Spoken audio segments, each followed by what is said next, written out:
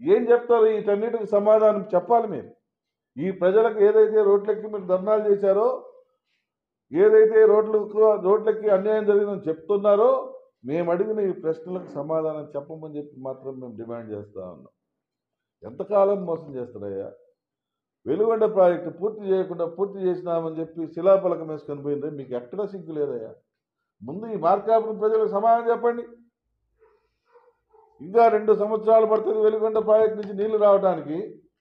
అటువంటిది 2 సంవత్సరాలకు ముందు మీరు వెలుగొండ ప్రాజెక్టు పూర్తయిందని చెప్పి మీరు ఓపెన్ చేసుకొని పోయారంటే ఇది దుర్మార్గం కాదా? ఈ అమాయక ప్రజల చెవులలో పూలు పెట్టడం కాదా? క్యాలీఫ్లవర్లు పెట్టి హెలికాప్టర్లు వెళ్ళిపోతారా? చెవులలో క్యాలీఫ్లవర్లు పూలు పెట్టి. ఇక్కడ మీరందరూ తందాన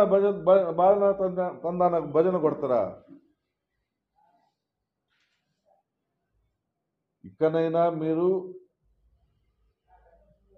వాస్తవాలు తెలుసుకోండి, వాస్తవ రూపంలోకి రాండి.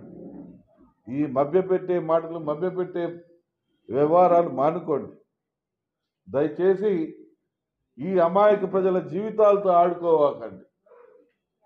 ఇప్పటి వరకు ఆడుకున్నది చాలు, ఇప్పటి వరకు మీరు చేసింది చాలు. ఇక మేము చేస్తాం. ప్రజలకు అన్ని రకాలుగా న్యాయం జరిగేలా, మంచి జరిగేలా చేసుకుంటూ పోతాం. కొద్దిగా ఓపిక పట్టండి. కనీసం జీతాలు కూడా ఇవ్వలేక ఎప్పుడు వేస్తావో, జీతాలు ఎప్పుడు పడతాయో తెలియని అందరూ ఎదురు చూసేటువంటి పరిస్థితి నీ ప్రభుత్వంలో. అటువంటిది 1వ తారీఖు, 31వ తారీఖు, 30వ తారీఖు, 31వ తారీఖు, 1వ తారీఖు ఈ 3 రోజుల్లో ఏ రోజు ముందు వస్తే ఆ రోజుకి నెల నెల పెన్షన్లు కానీ, జీతాలు కానీ వేస్తున్న ప్రభుత్వం మాది. మొగసిరిగా మేము చెప్పుకుంటున్నాం. సుమారు 1,50,000 కోట్ల రూపాయల డబ్బులు సంవత్సరానికి ఈ జీతాలు, పెన్షన్లు వీటి రూపంలో ఆదాయ వనరులుగా సమకూర్చి ముందు 1వ తారీఖు నాటికి అన్నీ సమకూర్చేటువంటి బాధ్యత ఈ ప్రభుత్వం చేస్తూ ఉంది. పెట్టుబడుల వరద వస్తుంది, చూస్తే తట్టుకోలేరు, వరదల్లో కొట్టుకొని పోతారు. కొద్దిగా ఓపిక పట్టండి.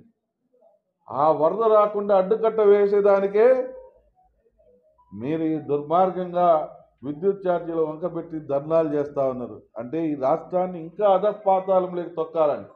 అంటే మీరు ధర్నాలు చేస్తే ఎవరు రాకుండా, ఏ పెట్టుబడిదారుడు రాకుండా, ఈ రాష్ట్రం చండాలంగా ఉంది, ఈ రాష్ట్రంలో ఏమీ సక్రమంగా లేవు, ఈ రాష్ట్రంలో ప్రతిపక్షాలు విపరీతంగా ధర్నాలు చేస్తున్నాయి, ఎటువంటి ఇబ్బంది పెట్టుబడులు వచ్చినా ఒప్పుకునేటట్లేరు అని చెప్పి పెట్టుబడిదారులను వెనక్కిపోయే విధంగా మీరు పన్నిన ఈ కుతంత్రం